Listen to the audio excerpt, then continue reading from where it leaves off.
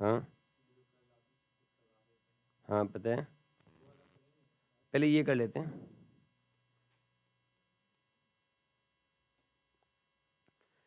Calculate subsidies and groups basic EPS and diluted EPS 1। They have a profit attributable to ordinary equity holders of the parent entity ₹12,000 excluding any earnings of और dividends paid by the subsidiary. जबकि आपको पता है parent entity को अपना घर से तो वो कमाता ही है, साथ में सब्सिडरी में भी उसका इन्वेस्टमेंट होता है तो वहाँ से भी वो कमाता है। तो बोले ये सिर्फ उसका अपना कमाई है, सब्सिडरी से उसको कमाई मिलना बाकी है। और 10,000 इसका ऑर्डिनरी सेट्स आउटस्टैंडिंग है। Instrument A of subsidiary own by the parent, parent ने 800 शेयर्स होल्ड करके रखा हुआ है, किसका? सब्सिडरी का। जबकि नीचे अगर आपको दिखेगा तो ऑर्डिनरी शेयर्स आउटस्टैंडिंग है, सब्सिडरी का कितना? 1000। और आपने कितना लेके रखा हुआ? 800, यानी आप 80% के मालिक हो। 80% ओनरशिप है ना आपका सब्सिडरी में, ठीक है। फिर आगे दिया हुआ है 30 वारंट्स भी आपको मिला है, exercisable to purchase ordinary shares of subsidiary, यानी सब्सिडरी से 30 वारंट्स भी आपको मिला है जो कि बाद में कन्वर्ट हो जाएगा इनटू शेयर्स। और साथ में 300 कन्वर्टेबल प्रेफरेंस शेयर्स भी है, कन्वर्टेबल यानी ये भी कन्वर्ट होगा इनटू शेयर्स आपका। अब अगर हम प्रॉफिट बात करें सब्सिडरी का तो 5400 है प्रॉफिट ही। प्रॉफिट यानी हम मानेंगे पेट, ठीक है। प्रॉफिट का मतलब अगर कुछ बोलेगा तो हम पेट मानेंगे उससे। ऑर्डिनरी शेयर्स आउटस्टैंडिंग है हमारा 1000। वारंट इसने दे के रखा कितना? 150। इस 150 के अंदर 30 किसने होल्ड किया? पेरेंट ने, हमें पता था। और ये जो वारंट है एक्सरसाइज कितने पे होगा? 10 रुपये में, जबकि इसका मार्केट प्राइस कितना है? 20। इसका मार्केट प्राइस है 20, ये 10 रुपये में एक्सरसाइज होगा। कन्वर्टेबल प्रेफरेंस शेयर से 400, जिसमें हमने 300 किसने होल्ड किया है? पेरेंट ने, convertible preference shares. Dividend on preference shares कितना दिया जाएगा? ₹1, यानी 400 प्रेफरेंस शेयर्स पे कितना डिविडेंड दिया जाएगा? 400। तो यहाँ पर जबकि डिविडेंड कन्वर्टेबल प्रेफरेंस शेयर्स बोला है यहाँ पर, हमें पता नहीं ये क्या मतलब, ये कन्वर्टेबल प्रेफरेंस शेयर्स ये क्यूमुलेटिव है कि क्या? हम ये मानेंगे क्यूमुलेटिव ही आपका। तो क्यूमुलेटिव के बेसिस में मानते हुए हम क्या बोलेंगे? प्रॉफिट आपका पैट जो है, आपका पैट जो है वो है 5400, ठीक है। इसमें प्रेफरेंस डिविडेंड माइनस हो जाएगा ना इनका। 400 प्रेफरेंस शेयर्स पे ₹1 करके दिया जाएगा, यानी 400 प्रेफरेंस डिविडेंड दे दिया जाएगा। तो ultimately profit for equity share holder क्या होगा? 5000 होगा, हाँ या ना? 5000 होगा। अब ये जो प्रेफरेंस डिविडेंड जो 400 दिया गया, इसमें पेरेंट को कितना मिलेगा बता सकते हो? नहीं रे, 400 कन्वर्टेबल प्रेफरेंस शेयर्स को 400 का प्रेफरेंस डिविडेंड दिया ना, आपके पास 300 कन्वर्टेबल प्रेफरेंस शेयर्स है, तो आपको 300 मिला ना इसका प्रॉफिट में, और अदर्स को मिलेगा कितना? 100। और अगर प्रॉफिट बचा इन लोगों का 5000, अब इस पे 80% के मालिक आप हो, ये तो इक्विटी शेयर होल्डर को मिलते हैं। 80% के मालिक आप हो, मतलब आपका कितना हिस्सा है? 4000 का। और बाकी अदर्स वाले का कितना हिस्सा है? 1000 का हिस्सा है। तो देखा जाए तो अगर हम बात करें, अगर मैं बात करूँ यहाँ पर ध्यान से सुनना, ठीक है। मैं पहले पेरेंट एंटिटी का बात करता हूँ, पेरेंट का पहले मैं बेसिक ईपीएस निकालना चाहता हूँ। तो मैं बोलूँगा पेरेंट ने खुद मेहनत करके कितना पैसा कमाया? 12,000 रुपया। पेरेंट ने 12,000 रुपीज़ कमाए ना खुद मेहनत करके। और साथ में पेरेंट को दूसरी जगह में इन्वेस्टमेंट किया था प्रेफरेंस शेयर्स में, तो प्रेफरेंस में इनको पैसा मिला डिविडेंड 300 मिला इसको, ये भी इसका कमाई है, कमाई आया ना इसका। साथ में 4000 का और कमाई आया इसका, क्योंकि उनका प्रॉफिट में हिस्सेदारी, तो 4000 और कमाया, प्रोपोर्शनेट प्रॉफिट ना, आया ना, ये कमाया। और कितना नंबर ऑफ सेट्स आउटस्टैंडिंग इसका? 10,000। मैं बता दूं पेरेंट का नंबर ऑफ सेट्स आउटस्टैंडिंग 10,000 ही है। क्या पेरेंट ने कोई और शेयर इशू करने का वादा किया? नहीं किया, ठीक है। पेरेंट का नंबर ऑफ शेयर्स आउटस्टैंडिंग 10,000 ही है। पेरेंट ने और दूसरी जगह इन्वेस्टमेंट किया है, पर पेरेंट का लाइबिलिटी है ओनली 10,000 शेयर्स का। तो यहाँ पर नीचे क्या रहेगा आपका? Weighted average number of shares 10,000 ही रहेगा आपका। तो इससे आपका बेसिक ईपीएस निकल के आ जाएगा, कितना आया? 1.63। क्या 1.63 आपका क्या आ गया? बेसिक ईपीएस आ गया, ठीक है। पेरेंट का मैं बता रहा हूँ। अब मैं साथ में पेरेंट का डाइल्यूटेड ईपीएस भी बताऊंगा आपको, ठीक है। पेरेंट का डाइल्यूटेड ईपीएस मैं आपको बता रहा हूँ। इसके लिए देखो पेरेंट का अपना जो कमाई है 12,000 ये तो रह गई, अपना कमाई 12,000 है ना, खुद का कमाया वो, और 10,000 शेयर्स इसका अपना आउटस्टैंडिंग है। अब हमें ये देखना है कि सब्सिडरी से उसको क्या मिलेगा फ्यूचर में। देखो ये तो प्रेजेंट सिनारियो था हमारा, फ्यूचर डायल्यूटेड तो फ्यूचर का निकाला जाता है, तो फ्यूचर में भी कंपनी ये माना जाएगा कि 5,400 कमाएगा, जिसमें से -400 प्रेफरेंस डिविडेंड नहीं देगा। क्यों नहीं देगा? क्योंकि फ्यूचर में वो कन्वर्ट हो जाएगा इनटू इक्विटी। 5,400 में ये 400 देने वाला नहीं है, रीजन ये कन्वर्ट हो जाएगा क्या, इनटू इक्विटी हो जाएगा ना आपका, समझ आया? यानी फ्यूचर में 5,400 ही कमाया जाएगा। प्रॉफिट फ्यूचर में कितना होगा? 5,400 ही होगा, कम होने वाला नहीं है, क्योंकि जो 400 आपने कम किया था वो तो वापस ऐड ऑन हो जाएगा ना, हाँ या ना? एग्री? आप इसे ऐसे भी बोल सकते हो, 5,400 में से 400 दे दिया प्रेफरेंस डिविडेंड, लेकिन फ्यूचर में आपका प्रेफरेंस जो शेयर्स है वो कन्वर्ट हो जाएगा इनटू इक्विटी, तो प्रेफरेंस डिविडेंड लगेगा नहीं आपका, तो वापस ये क्या हो जाएगा, ऐड बैक हो जाएगा आपका।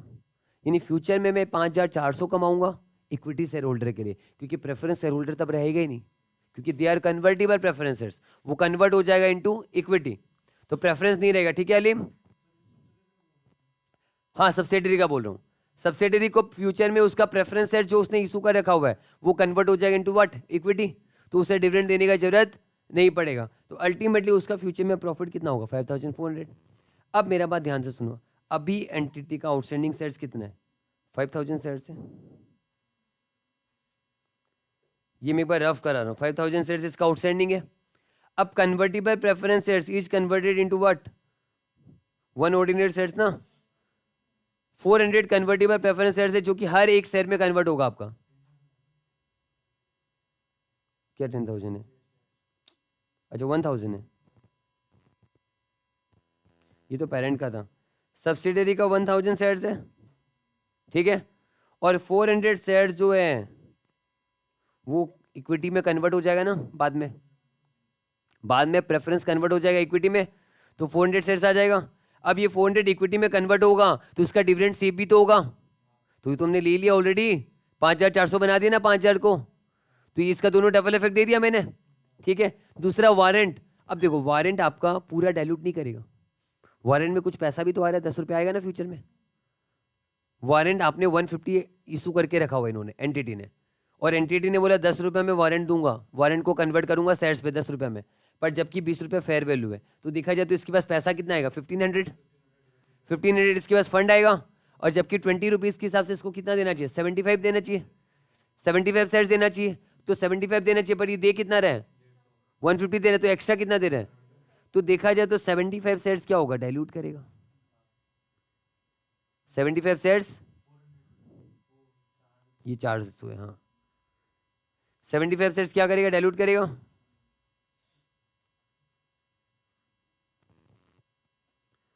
समझ आया?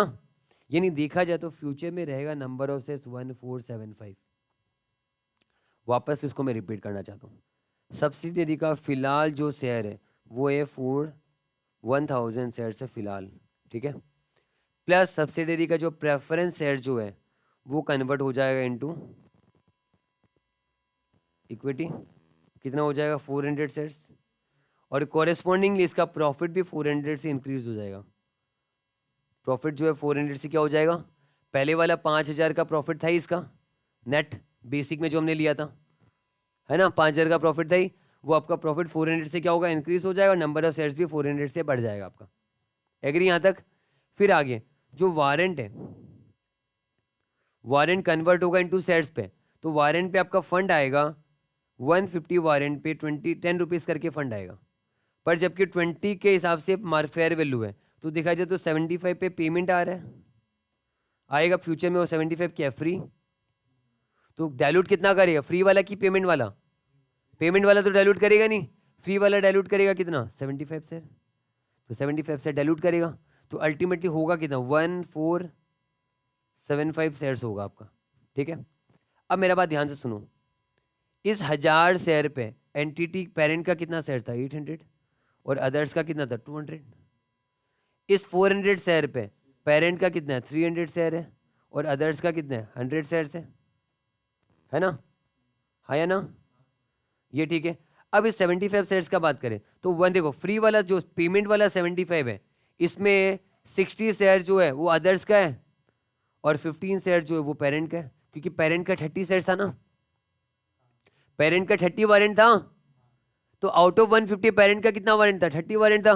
तो जिसमें से पेरेंट भी तो 30 वारंट पे 10 रुपया करके देगा, पेरेंट 30 वारंट पे 10 रुपया करके देगा ना अपना, तो पेरेंट 300 देगा, तो 300 पेरेंट पैसा देगा, तो 300 पे पेरेंट को देखा जाए तो फेवरेबल में 15 शेयर उसको फ्री में मिलेगा और 15 शेयर का पेमेंट आएगा। तो 15 शेयर जो है ये पेमेंट वाला, इसमें 15 किसका है? पेरेंट का, और बाकी 60 किसका है? अदर्स का। और ये जो फ्री वाला है इसमें 15 किसका है? पेरेंट का, और 60 किसका है? अदर्स का। तो मेरा कहना है ये 75 जो है इसमें 15 शेयर किसका होगा और 60 शेयर किसका होगा? अदर्स का होगा ना। और आप बोलोगे और बाकी 75 का क्या हुआ? अरे बाकी 75 में तो पेमेंट आएगा ना, तो उसमें पेमेंट कौन करेगा? पेरेंट भी पेमेंट करेगा और अदर्स भी पेमेंट करेंगे। तो अभी समझ में आया आपको कि ये 1475 में पेरेंट का होल्डिंग कितना रहेगा? पता चला आपको? 800 रहेगा, 300 रहेगा और 15 रहेगा। कितना रहेगा? ये रहेगा शेयर्स। और अदर्स का कितना रहेगा? 200, 100 और 60, कितना? 360। देखो टोटल मिला के 1475 शेयर्स हुआ कि नहीं हुआ? हो गया। और अगर प्रॉफिट का बात करें, 5000 प्रॉफिट है जिसमें 400 प्रॉफिट और इंक्रीज हो जाएगा, तो प्रॉफिट कितना रहेगा फ्यूचर में? 5400। हाँ या ना बोलो पीछे?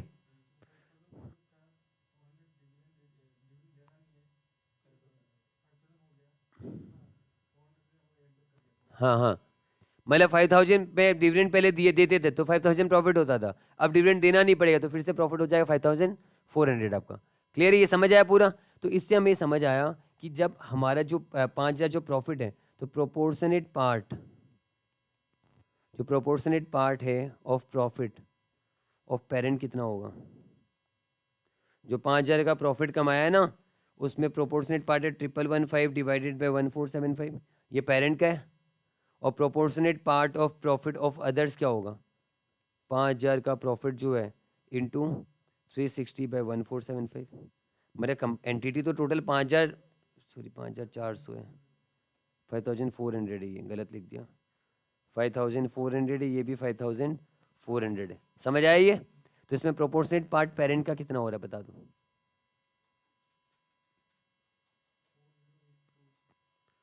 4082 आ रहा है क्या? ठीक है, 0.03 जो भी है, 4082 है इसका प्रोपोर्शनेट पार्ट। तो अगर मैं पेरेंट का डाइल्यूटेड ईपीएस निकालूं, मैं पेरेंट का क्या निकालना है मुझे? Diluted EPS. तो मैं बताऊंगा पेरेंट, देखो पेरेंट अभी तो कमा रहा है 12,000 रुपया, और बाद में फ्यूचर में पेरेंट सब्सिडरी से इतना कमाएगा, कितना? 4082 कमाएगा ना सब्सिडरी से बाद में, और इसका तो शेयर ऑलरेडी 10,000 है, तो 10,000 ही आउटस्टैंडिंग रहेगा ना। समझ आया ये चीज़? तो कितना आएगा फिर? 4082 आ रहा था क्या इसका? पहले बार आंसर कितना आया था? हाँ ठीक है, तो कितना आएगा आपका आंसर? 16082, 1.6083 ना, ये आपका डाइल्यूटेड ईपीएस हो गया। ठीक है, अब आप पूछोगे सब्सिडरी का बेसिक ईपीएस बता दो, ठीक है वो भी बता देता हूँ। सब्सिडरी का बेसिक ईपीएस हम बताएंगे, उसने 5400 कमाया, जिसमें 400 बेसिक में तो दे ही रहा है आज वो, और डिवाइड पे उसका नंबर ऑफ शेयर कितना है? 1000, बेसिक में तो 1000 ही है, तो 5000 बाय 1000 कितना हुआ? 5 नॉर्मल बेसिक। और डाइल्यूटेड ईपीएस का अगर हम बात करें, उनका 5400 में 400 गया, लेकिन फिर से 400 आ जाएगा ना उनका प्रॉफिट। और 1000 शेयर जो है, 1000 शेयर तो ही प्लस 400 प्रेफरेंस से बढ़ेगा, प्रॉफिट भी बढ़ाया, 400 प्रेफरेंस भी बढ़ाया हमने, और वारंट की वजह से कितना बढ़ेगा? 75 बढ़ेगा। टोटल तो उनका 75 बढ़ेगा, और जिसमें प्रॉफिट कुछ नहीं आएगा, जीरो। समझ आया ये चीज़? तो इससे इनका क्या आएगा फिर देखो, 5400 डिवाइड बाई 1475 आया ना, तो डाइल्यूटेड ईपीएस कितना हो रहा है इनका? 3 पॉइंट ना, फटाफट करा दिया, समझ में नहीं आया आप लोग को? नहीं आया, सेकंड वाला नहीं आया होगा, आ गया पूरा अच्छे से? एक बार फिर भी रिपीट कर रहा हूँ वापस से, ठीक है? देखो प्रॉब्लम कुछ नहीं हुआ होगा आपको, प्रॉब्लम कहाँ हुआ मैं आपको बता रहा हूँ। आपको प्रॉब्लम अगर होगा तो वारंट पे होगा और कहीं नहीं होगा। मैं वापस से रिपीट कर रहा हूँ, सब्सिडरी का बेसिक तो आराम से सिंपल है, 5400 माइनस 400 डिवाइड बाय अब 1000 की आपका आंसर आ गया। डीईपीएस के लिए आप बोलोगे कि देखो डीईपीएस मतलब क्या, फ्यूचर में कुछ पोटेंशियल शहर है वो कन्वर्ट होगा इनटू शहर, तो हम उसको कंसीडर करेंगे। तो दो चीज़ पोटेंशियल है, एक तो आपका क्या प्रेफरेंस और दूसरा वारंट। तो प्रेफरेंस में क्या हो रहा है, 400 से शहर बढ़ेगा, प्रॉफिट भी 400 से बढ़ जाएगा। हमने क्या किया, बढ़ा दिया दोनों को, ये वाला और ये वाला। और वारंट में देखो 150 वारंट एक्सरसाइज होगा 10 रुपया करके, 1500 वारंट आपका पैसा आएगा 1500, जबकि फेयर वैल्यू 20 है तो 75 का तो पैसा आएगा, यानी 75 का पैसा, तो 75 ये रहा। अब इसमें तो कुछ इंटरेस्ट सेव या कुछ सेव थोड़ा हो रहा है वारंट पे, तो ये तो जीरो रहेगा आपका। तो इस तरीके से ये वाला आ गया पूरा और इधर ये भी आ गया। अब हम अगर बात करेंगे कि देखो कंपनी बाद में 5000 ही तो कमा रहा है फ्यूचर में 5000 कमा रहा है ना, पर ये कितने लोगों के लिए कमा रहा है, 1475 के लिए कमा रहा है। और हमारे पास अगर पेरेंट का बात करें तो पेरेंट के पास इस 1000 में 800 शेयर है, पेरेंट के पास इस 400 में कितना है 300 शेयर है, पेरेंट का इस 75 में कितना है 15 है। तो यानी पेरेंट का हिस्सेदारी कितना हुआ, 1115 हुआ ना, 1115 हुआ। तो 1115 पेरेंट का हिस्सेदारी हुआ आउट ऑफ 1475। तो हमने ये जो निकाला 3 जो 5000 डिवाइड बाय ये सॉरी 5400 है ना, ये 3.6610 जो मिलेगा फ्यूचर में मिलेगा ना हर शेयर होल्डर को, जिसमें से पेरेंट को कितना मिलेगा 3.6610 इंटू 1115, कुछ नहीं करना डिवाइड बाई, सीधा मिलेगा। तो पर शेयर ही निकाला हमने, तो कितना आ रहा है देखो, हाँ कितना आ रहा है 4082 आया ना, तो वही तो पहले लिया था हमने 4082। आप चाहो तो इससे भी सीधा आप अपना नंबर और शेयर को मल्टीप्लाई करके निकालोगे। ठीक है, क्लियर हुआ।